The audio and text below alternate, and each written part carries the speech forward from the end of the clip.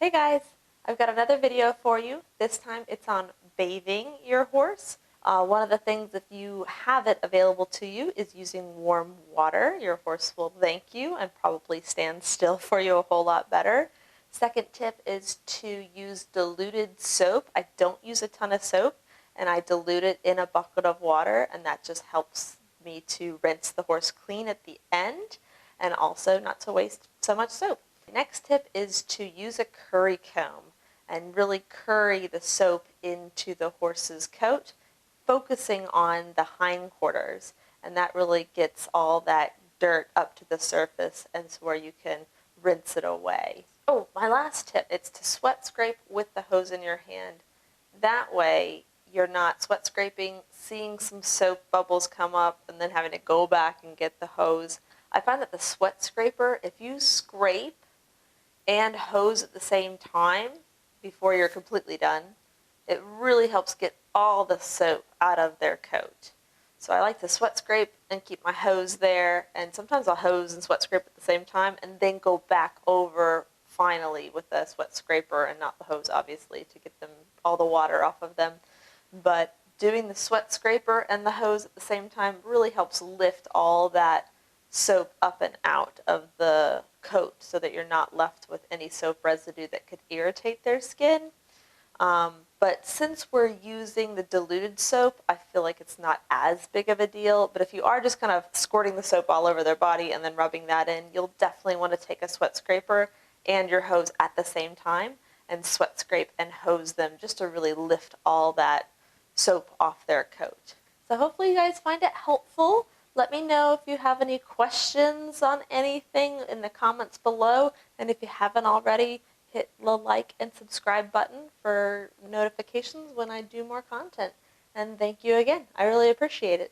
So first thing you want to do is make sure that the water temperature is all right for your horse. Here I'm using warm water, so I'm making sure that it's not too hot. I find that they stand still better if it's warm, as they enjoy the warm bath. And you want to start on their leg and work your way up to the whole body, just so they're not surprised by the water. And you're going to want to get them wet all over. Next thing you want to do is fill up a bucket with some water. We're going to add a sponge and a curry comb, as well as adding our soap. Here I'm using mane and tail, just a nice horse soap. And we're going to add some more water to that to get some nice bubbles going on. And you're going to want to rub the soapy water all over your horse with the sponge, just getting them really covered in the diluted soap water. I like to dilute the soap rather than just pour the soap on them, because it'll be a lot easier to rinse the soap out if it's diluted first.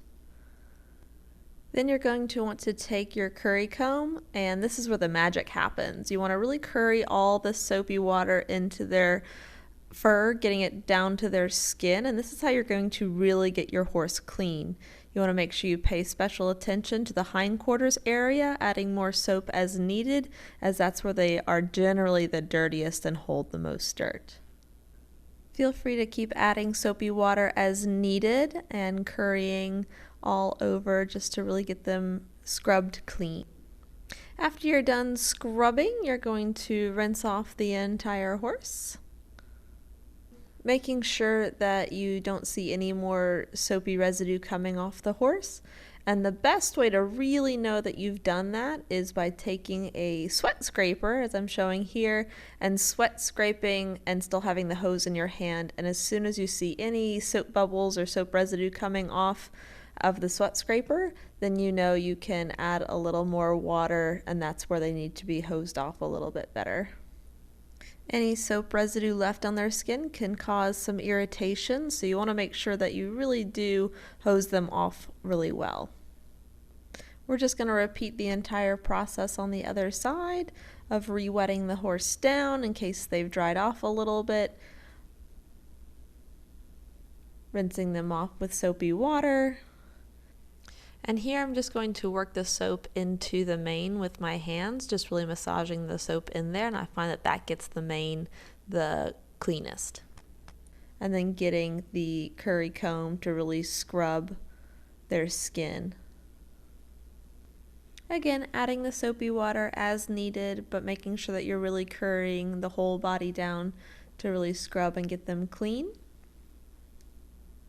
And again, we're using the diluted soap so that it's much easier to get it evenly spread across the horse and so that it rinses a lot cleaner.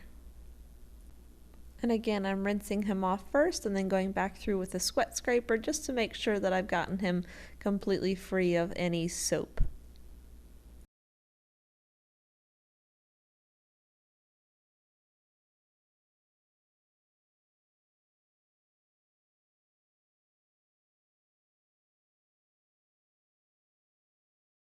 In order to get the tail nice and clean, we're going to hose the tail off, getting it nice and wet from the top to the bottom.